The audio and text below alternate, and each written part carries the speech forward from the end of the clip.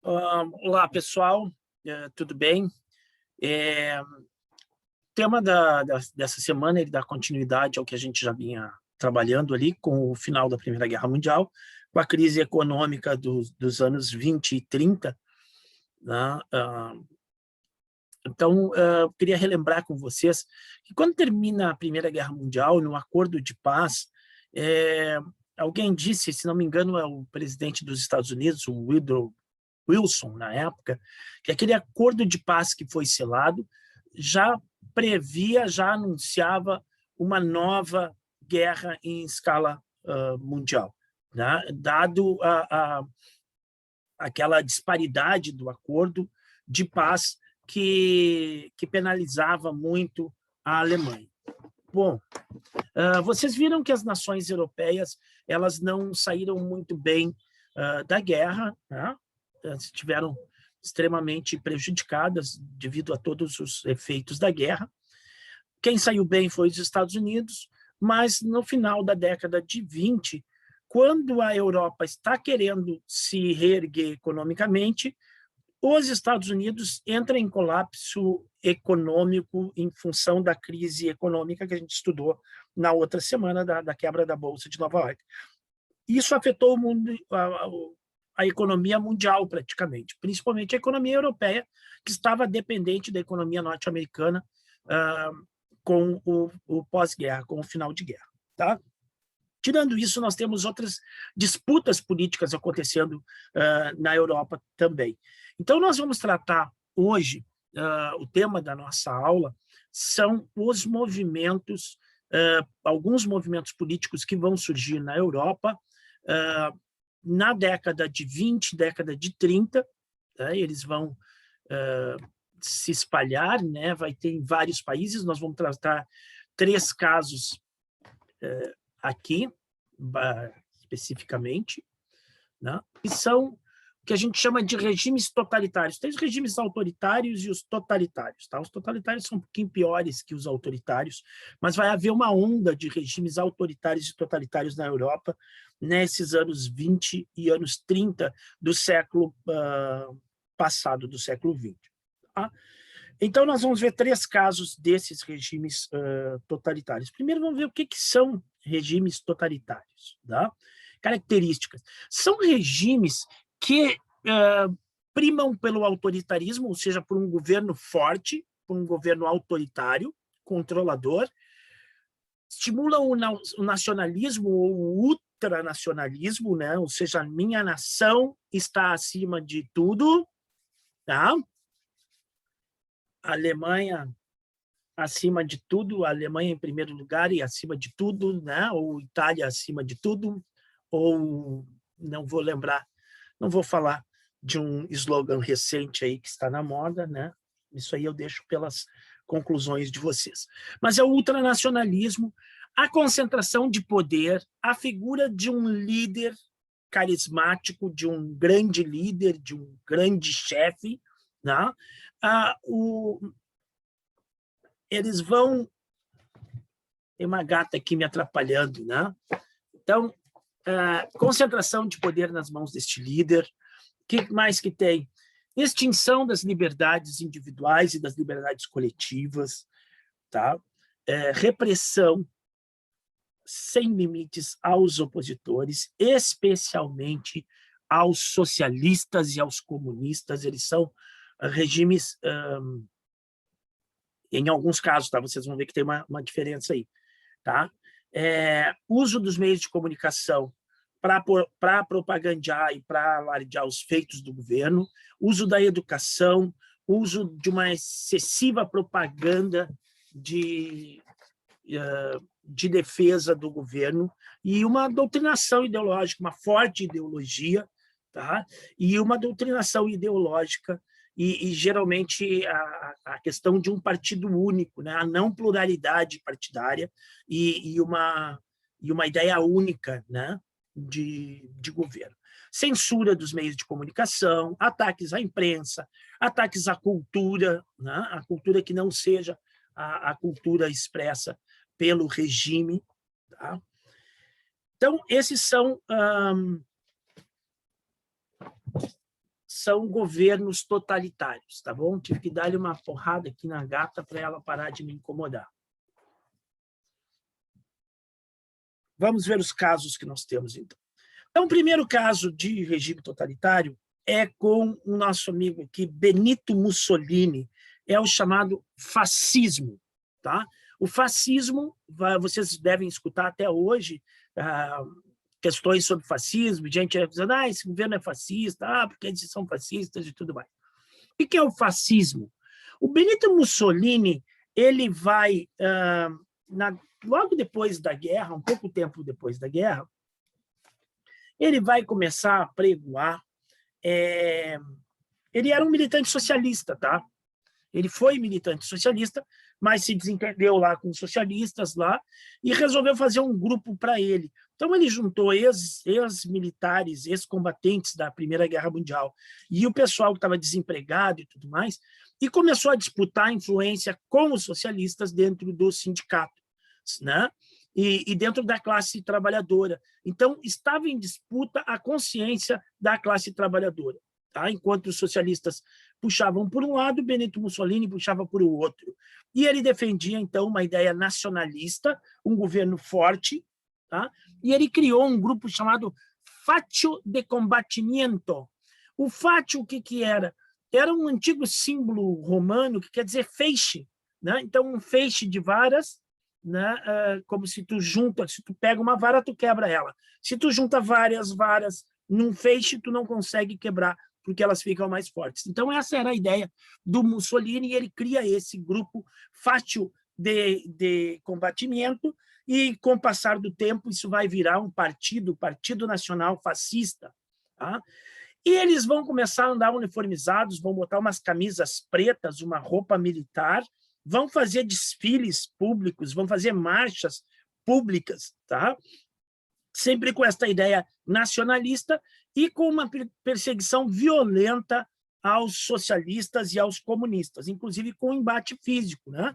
Os caras andavam com um pedaço de pau lá, eles faziam verdadeiras milícias assim. E esse movimento foi crescendo até que na década de 20, mais precisamente 22, no ano de 1922, eles fazem um grande movimento, a Marcha sobre Roma, tá? E essa marcha sobre Roma vai movimentar fascistas da Itália inteira, vai ser um grande movimento, eles vão ocupar prédios públicos, eles vão ocupar estações ferroviárias, né, estações de trem. Isso vai pressionar o governo da Itália, e o rei da Itália vai conceder ao Mussolini, ao Benito Mussolini, o cargo de primeiro-ministro da Itália. E neste cargo de primeiro-ministro, cada vez mais o Benito Mussolini vai concentrar poder nas suas mãos, vai ampliar o seu poder e vai ampliar este movimento fascista. Tá? Então, aqui um exemplo dos camisas negras ali, ó. Pode ver que todos eles estão com uns porretes, umas varas, né? Eram grupos armados, era uma espécie de milícia armada, tinha esse ar militar para dar uma ideia austera, uma ideia de dignidade, de disciplina e tudo mais. Veja que essa questão do militarismo, do militar incorruptível, do militar austero, honesto, disciplinado, correto, né? É uma lenda que vem, que não é só no Brasil que acontece, mas acontece em outros lugares, e que é uma lenda, né? Que a gente está vendo aí cheio de casos de corrupção dentro do meio militar.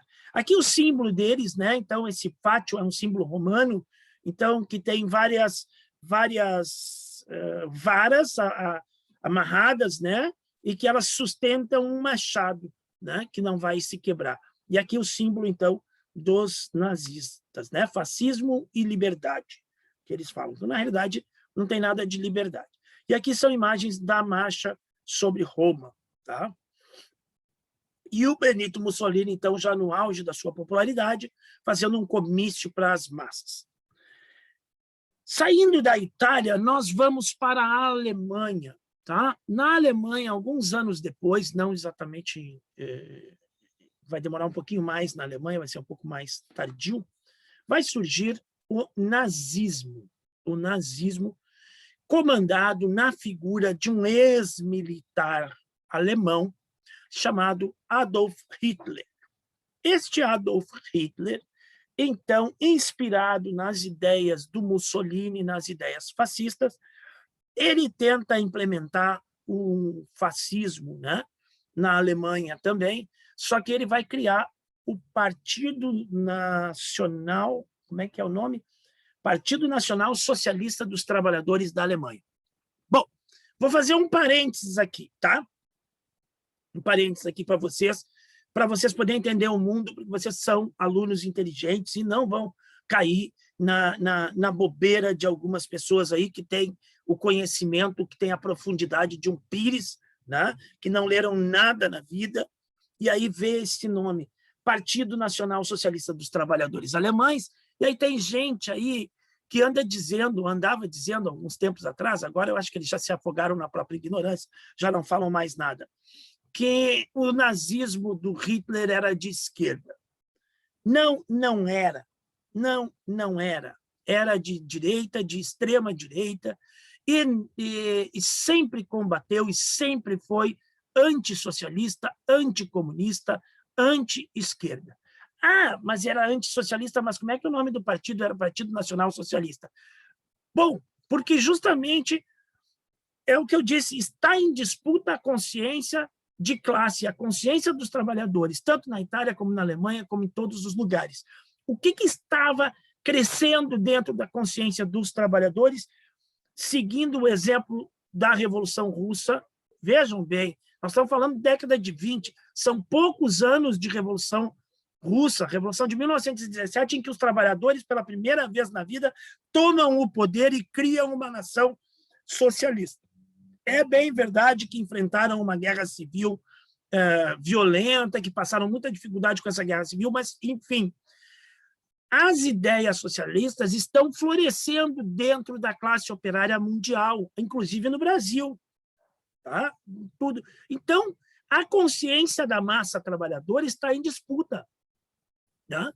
Então, os caras criam um partido dentro da classe trabalhadora, né, que é antissocialista e anticomunista, mas eles utilizam o nome de socialista dos trabalhadores, né, para dar uma ideia de que eles estão querendo disputar este espaço mesmo, mas ele não tem nada a ver com o socialismo. Né? Ele até faz umas medidas trabalhistas que favorecem os trabalhadores de uma certa maneira, tá? Mas de uma certa maneira, tá? Mas ele não é socialista e não tem nada de socialista e não é um partido de esquerda, é um partido de extrema direita. Tá? E o Adolf Hitler vai, com este partido nazista, levar o totalitarismo à sua pior configuração, tá? Porque ele vai mais além das ideias do Mussolini. Neste ultranacionalismo dele, ele passa a ideia, ele vende a ideia de que os alemães são arianos, são descendentes de uma raça chamada ariana, que seria uma raça pura, de pessoas brancas que nunca se misturaram com outras pessoas. E por isso mesmo eles são superiores como raça, como seres humanos, superiores a outras etnias, superiores aos negros, superiores aos asiáticos, superiores aos ciganos, superiores aos judeus, a quem eles odeiam, superiores aos eslavos, enfim. Eles se acham a última bolachinha do pacote e que todo mundo é inferior a eles. Então, a supremacia da raça branca. É isso que o Adolf Hitler vai pregar, certo? Então, ela tem um componente ainda mais pesado e mais cruel do que o fascismo, quer dizer, ele vai além, ele vai um passo além, porque ele é xenofóbico também. Ele vai prever, ele vai pregar, e depois vocês vão ver mais adiante que ele vai levar a cabo o extermínio físico de pessoas que ele considera como inferiores, ou o extermínio físico dos seus inimigos. Então, não é uma questão política, de desavença política e de debate político, de debate democrático. Não existe democracia. Existe a imposição desta raça superior sobre as outras, né? E sobre os seus inimigos políticos, que, no caso, são comunistas e socialistas, né? e esses vão ser exterminados. Então, ele prega a violência física e o extermínio físico, ou seja, o assassinato, a morte, a eliminação de quem ele não considera ou de quem possa atrapalhar os planos desta grande Alemanha, ele vai pregar a união de todos os povos germânicos, né? Então, todos os povos que ele considera serem de origem ariana ou de origem germânica, que têm uma identidade linguística e cultural com a Alemanha. E aí, claro, a Alemanha tinha se unificado no final do século XIX, um pouco antes da Primeira Guerra Mundial, 20, 30 anos antes da Primeira Guerra Mundial, né? Então, nós vamos ter pessoas de origem germânica, de origem alemã. Claro, a Áustria é um país germânico, é um país que até a língua, eles falam mesmo a mesma língua praticamente da Alemanha, né, muito parecida, mas nós vamos ter pessoas de origem germânica espalhadas em outros países, né, que se configuraram depois da Primeira Guerra Mundial, na Tchecoslováquia, na Polônia, uma parte da Polônia, em vários lugares tem pessoas de origem alemã. Então, o que ele quer? Ele quer juntar todas essas pessoas numa grande Alemanha. Ele quer também uma saída para o mar, ele quer um acesso ao Oriente Médio, porque é o maior produtor de petróleo, tu entendeu? Então, ele tem várias coisinhas na cabeça dele e que ele coloca isso dentro desse discurso de superioridade da raça germânica, da raça ariana, da raça pura. Tá? E aí ele vai odiar ciganos, ele vai odiar judeus, ele vai odiar comunistas e ele vai odiar, enfim, qualquer outra nacionalidade que não seja os arianos. Tá bem? Esse é uma das pessoas, talvez, mais cruéis da história da humanidade, né? O Adolf Hitler. E aí ele vai montar, assim como os fascistas montam determinadas milícias, ele vai montar as SA, né? Que são uma espécie de milícias urbanas, de uma polícia não oficial, né? Que vai andar uniformizada também, e que vai cometer alguns atos de violência, principalmente contra judeus. Começa leve, sabe? Começa com apedrejamento de lojas, de vidraças de lojas dos judeus, depois começa com alguns espancamentos de pessoas, né, na rua, contrárias a eles, e de judeus, principalmente, né? E depois, durante a Segunda Guerra Mundial, vocês vão ver que tem o extermínio de 6 milhões de judeus. Aí a coisa vai complicar, mas isso já é assunto para a aula da Segunda Guerra Mundial. Tá? Então, essas milícias, esses jovens aí, uniformizados, com cacetete, né, vão aplicar aí um regime meio de terror, né, e um forte nacionalismo. Então, que eles vão dizer que a causa dos problemas dos trabalhadores alemães são os capitalistas, são os judeus e são os comunistas. Então, isso facilita para que a nação alemã se junte em torno desta ideia, né? Porque tu achando um inimigo, né? Um inimigo fictício, né? Às vezes, no caso deles, nem tão fictício, né? Hoje, por exemplo, a gente vê que a gente tem um inimigo fictício no Brasil, né? Que seria o comunismo, né? Tem gente que acredita que o Brasil foi comunista ou que o Brasil é comunista, né? Tem gente que, bom, no próprio discurso presidencial da posse, o presidente disse que ia livrar o Brasil do socialismo e que o Brasil nunca mais voltaria a ser socialista. Um problema histórico, porque o Brasil nunca foi socialista, né? O Brasil nunca teve um governo socialista em nenhum momento da sua história. Bom, esse Hitler vai chegar ao poder no final da década de 20, eles vão ganhar uma eleição. Ele tenta dar um golpe ali, seguindo a marcha, influenciada pela Marcha de Roma, lá, que foi em 1922. Ele tenta chegar ao poder, mas ele é preso, tá? O movimento dele é sufocado. Mas, em 1929, o partido dele, não é 29, é um pouquinho depois, 32. Em 1932, o partido dele ganha uma série de cadeiras no parlamento, ganha as eleições, né, consegue eleger um número muito grande, e ele ocupa o cargo de chanceler, né? Chanceler seria um primeiro-ministro, né? e depois, com o tempo, ele assume, com a morte do presidente lá, ele assume também o cargo de presidente. Então, ele fica com os dois cargos e concentra todo o poder na sua mão. O símbolo aqui do nazismo é a suástica, tá?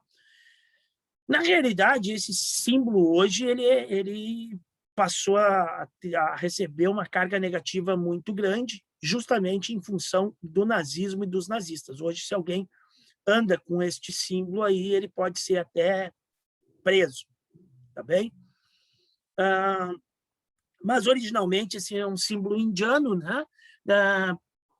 Os arianos seriam um povo que teria vivido antes de Cristo, muito antes de Cristo, numa região próxima da Índia lá, e tinha essa cruz como um sinal de boa sorte, né? De bem-aventurança, de boa sorte, de coisas boas. E aí os nazistas vão começar a usar este símbolo, né? Ele está um pouco, a inclinação dele é diferente do original, e aí ele passa a ser o símbolo nazista. Olha aqui, ó, uma cena bastante interessante. Isso é uma queima de livros, tá? Então, o nazismo vai promover também uma cultura homogênea. Então, tudo que for diferente da ideologia deles, eles vão condenar. Então, eles vão queimar milhares e milhares de livros, né? Eles vão fazer pilhas, fogueiras públicas de livros, de qualquer livro que eles acham que não combine com a ideologia desses, o que é um crime contra a cultura da humanidade e um crime contra a cultura alemã também. E ele vai criar, então, um Estado fortemente militarizado. Lembram que na Primeira Guerra Mundial, pelos acordos, a Alemanha tinha um limite de soldados que era permitido, tinha um monte de imposições, né? Mas o Hitler vai burlar isso e vai tornar a Alemanha um Estado altamente militarizado e vai investir muito na indústria bélica. Como é que esses caras conseguem arrastar a multidão? Então, como é que a população destes países consegue aderir e deixar que esses caras cheguem ao poder? Essa sempre foi a grande pergunta da humanidade, né? A gente chegando agora no Brasil, em 2018, a gente consegue entender um pouco mais a Alemanha da década de 30, né?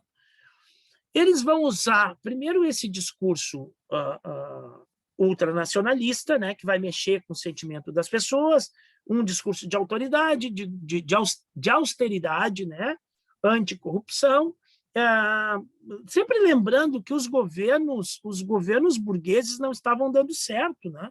Até porque o capitalismo entra em crise. Então, os governos da burguesia não estavam conseguindo atender às necessidades da população. Boa parte dessa população se voltava para o socialismo e para o comunismo. Então, esses caras vão ir na contramão do socialismo e do comunismo, vão demonizar o socialismo e o comunismo, né? Falar tudo de mal do socialismo e do comunismo, e vão criar uma outra proposta, uma proposta nacional, né? Uma proposta nacionalista e que vai atrair as pessoas.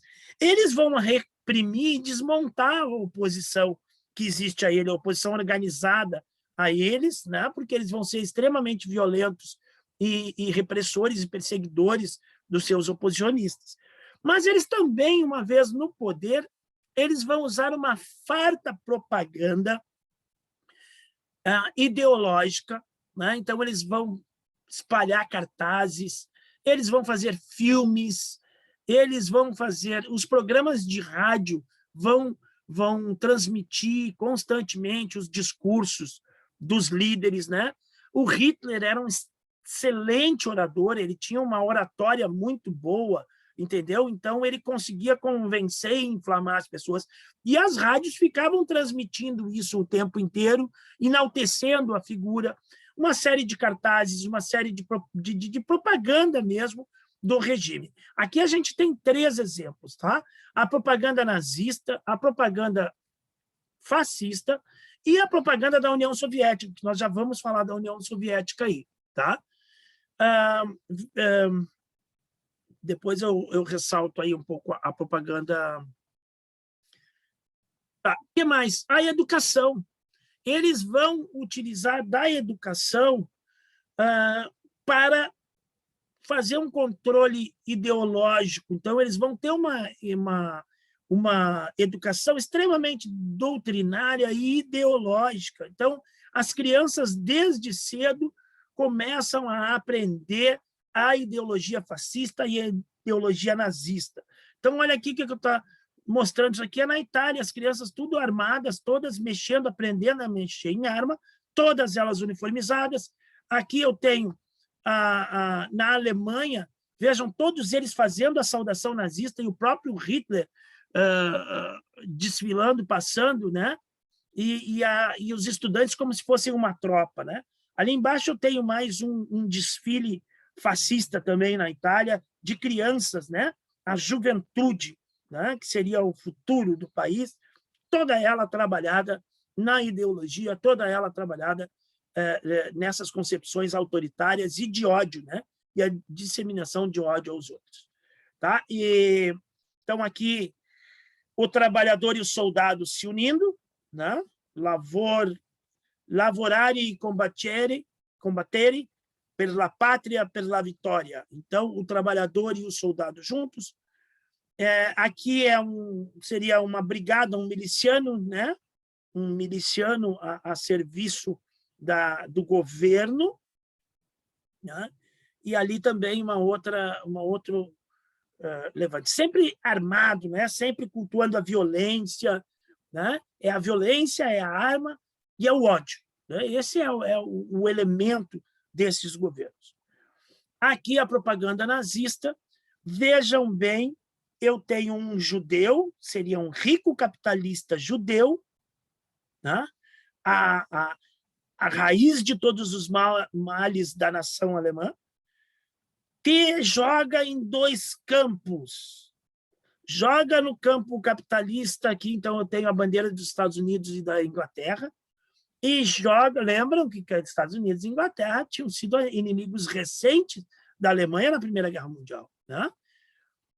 E na União Soviética. A Rússia também tinha sido inimiga da Alemanha na Primeira Guerra Mundial. Então, isso tudo mexe com o sentimento nacionalista do povo, né? Embora esta Rússia aqui é da União Soviética. Lembrem que, quando deu a Revolução Russa, a Rússia saiu da guerra. A Rússia que foi inimiga da Alemanha na Primeira Guerra Mundial foi a Rússia czarista. A Rússia dos trabalhadores, ela saiu da guerra e conclamou, inclusive, os trabalhadores alemães a também sair da guerra. Tá? Aqui um SA, né? Esses militantes uniformizados do nazismo, e depois um soldado alemão, né? Uma figura de herói ali, né? Vejam que ele é o cara que está representado de uma forma heróica. Então, essa propaganda ela é amplamente difundida e ela cria uma coesão. Bom, nós falamos de dois governos, dois regimes totalitários de extrema-direita, mas nós também temos um regime totalitário de esquerda, tá? Que é na União Soviética, com este camarada aí chamado Joseph Stalin, né? Joseph Stalin era um cara que, quando deu a Revolução Russa, ele nem saiu na foto, né? Ele provavelmente já era militante, né? Mas ele não era um quadro destacado do partido, tanto é que ele nem era do Comitê Central da Revolução. Os primeiros membros, né, que eram 15 ou 20 membros da alta cúpula do Partido Comunista, do Partido Bolchevique, o Stalin não estava lá, né? Mas durante a Guerra Civil, que vai de 18 até 22, o Stalin vai crescendo dentro do partido e ele vai criando uma rede oportunista ali de favores, uma rede burocrática. Então, ele vai tecendo uma rede de solidariedade a ele, né, de apoio. Faça um favor aqui e depois está obrigado a me apoiar mais ali na frente. E assim ele vai fazendo e ele cresce dentro desta guerra civil, ele cresce em influência dentro do Partido Comunista, né? O antigo Partido Bolchevique vai se tornar Partido Comunista da Rússia. Bom, em 1924, o Lenin, que é o principal líder da Revolução, principal mentor da União Soviética, da Revolução Russa, o Lenin morre. Ele fica doente, né? Mas antes de morrer, quando ele está bem doente já, ele dá um vacilo e acredita que, assim, quem seria o sucessor do Lenin, né? Quem seria o grande chefe da União Soviética, né? Tinham duas figuras, o Trotsky, que era um intelectual, o Trotsky, herói da Revolução Russa, né? Que junto com o Lenin faz a Revolução em 17, o Trotsky, que é chamado a organizar o Exército Vermelho para combater na Guerra Civil, e vence, e organiza os trabalhadores, e organiza o Exército Vermelho, e vence a Guerra Civil, né? E que, além do mais, era um cara muito inteligente, um intelectual, um cara muito estudioso, que não era o caso do Stalin. Então, tinham essas duas figuras, né? Mas o Stalin estava com uma rede lá de apoiadores dele que ele foi construindo durante essa Guerra Civil.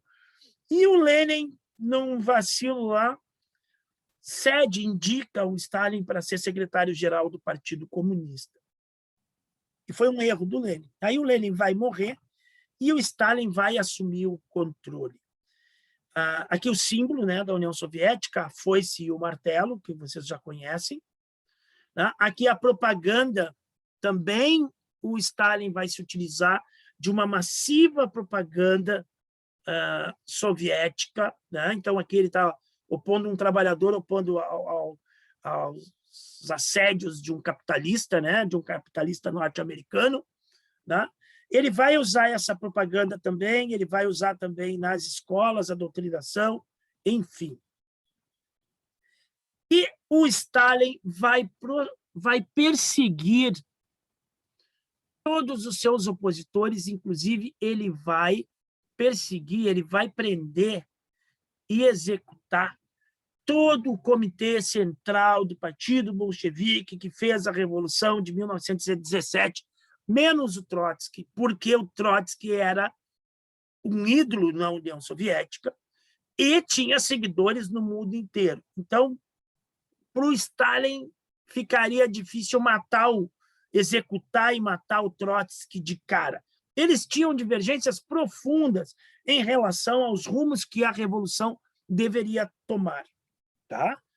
E aí ele vai mandar prender o Trotsky, ele vai mandar o Trotsky para a Sibéria, e depois ele vai expulsar o Trotsky vai conseguir fugir da União Soviética, vai morar e vai ficar morando no México, mas em 1940 o Stalin consegue infiltrar um espião lá onde o Trotsky morava, e esse cara vai matar o Trotsky, que já era um homem velho em 1940, né? E ele vai matar com um picador de gelo, né? Uma espécie de uma picaretinha pequenininha, ele vai dar umas picaretadas na cabeça do Trotsky. Então, o Stalin vai se mostrar um cara extremamente cruel, né? Frio e cruel. É bem verdade que ele vai desenvolver a União Soviética e vai jogar a União Soviética à categoria de grande potência mundial, porque ele vai investir na indústria pesada, ele vai planificar a economia, ou seja, nós só vamos fabricar o que tiver demanda de consumo, ou seja, não corre o risco de ter aquela crise de superprodução que os Estados Unidos tiveram, o capitalismo teve, né? A crise de 29 não vai afetar a União Soviética, muito pelo contrário, ela vai sair numa boa. Então, enquanto todo mundo está ralado com a crise do capitalismo, a União Soviética, que não é capitalista, não está sofrendo e está se fortalecendo o seu exército, fortalecendo a sua indústria e se tornando uma grande nação, né? Uma grande potência agrícola, tudo mais. Tá? Mas, em contrapartida, ele vai suprimir as liberdades individuais, as liberdades coletivas, vai implementar um sistema de terror na União Soviética, né? As pessoas denunciavam seus vizinhos como contra-revolucionários, qualquer coisinha, né? Ele vai eliminar, então, todos os opositores, ou ele manda prender, ou ele manda matar, ou ele manda para os gulags, que são campos de concentração, campos de trabalho forçado, onde o cara é obrigado a ficar lá trabalhando compulsivamente, com uma prisão, né? Ou então manda os caras para a Sibéria, que é um lugar extremamente longe, extremamente frio, que não tem como o cara sair de lá querendo, né? Se ele tiver... então, é frio, é gelado, só tem neve, é muito frio e é muito longe, os meios de transporte são complicados, né?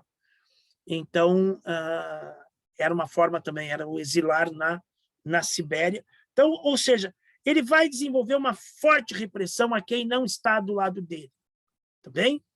O Stalin. Então, ele vai ser um governo totalitário também, aos moldes de nazistas e de fascistas, claro, não tanto quanto o nazismo, porque não existe dentro da ideologia comunista o discurso de ódio a outras nacionalidades, a outros povos, tá bem?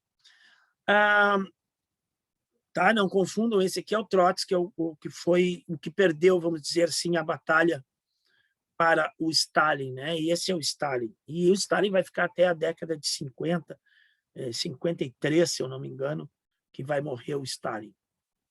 Tá? O que eu ia dizer para vocês?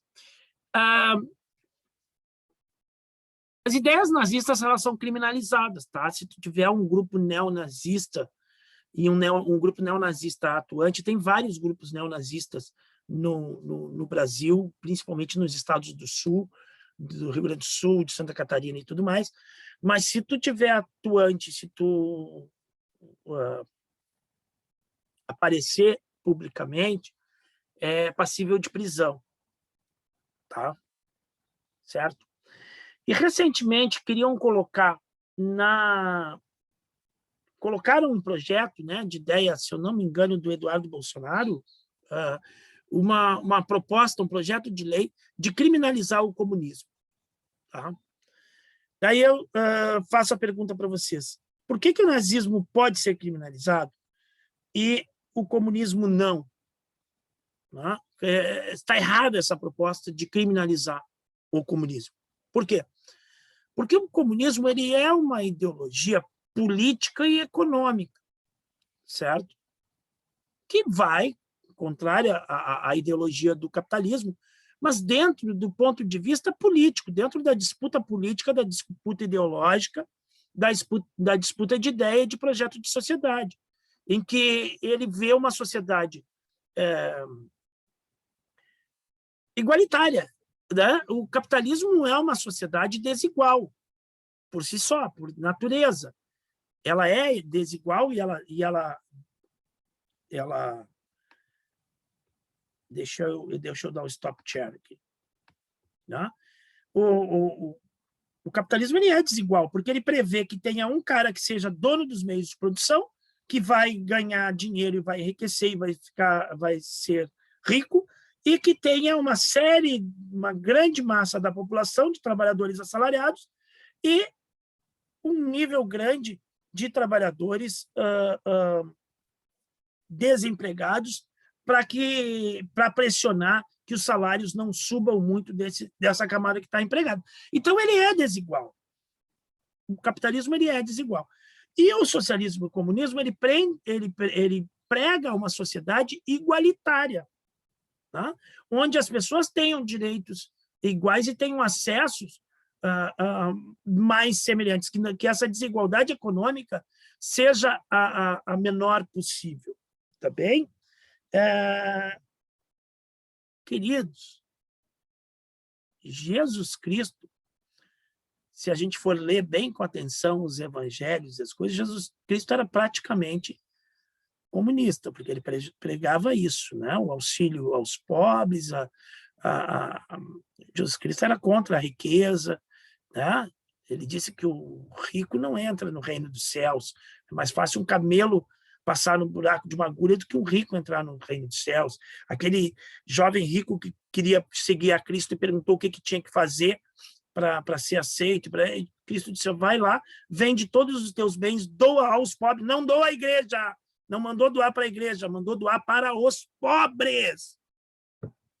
Né? Então, Cristo, quando reparte o pão, quando reparte o vinho, quando alimenta as multidões, ele está pregando uma sociedade igualitária. Bem, então, assim, ó, porque o regime do Stalin foi um regime totalitário, um regime cruel, ele não torna, porque este foi o governo de um homem, uma pessoa que subverteu aquela revolução e criou um regime totalitário. Isto não tem nada a ver com a ideologia e com as propostas políticas e econômicas da doutrina, da filosofia comunista. Diferentemente, o nazismo, na sua doutrina, ele prega a superioridade de uma raça sobre a outra, ele prega a xenofobia, ele prega a violência e o ódio contra as minorias, contra homossexuais, contra negros, contra ciganos, contra adversários políticos, entendeu? Então, são coisas diferentes. Uma coisa que eu tenho eu posso ter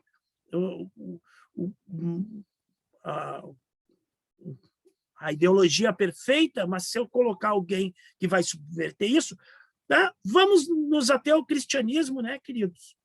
Olha, quantos e quantos e quantos crimes, assassinatos, escravidão, subjugação, extermínios em massa foram praticados em nome do cristianismo. Não? Cristo não pregou absolutamente nada disso. Jesus Cristo não pregou absolutamente nada disso. Mas quem veio depois se utilizou de uma parte da mensagem e do nome de Cristo, subverteu isso de várias formas. E eu não estou falando de uma religião, tá? Estou falando de várias, né?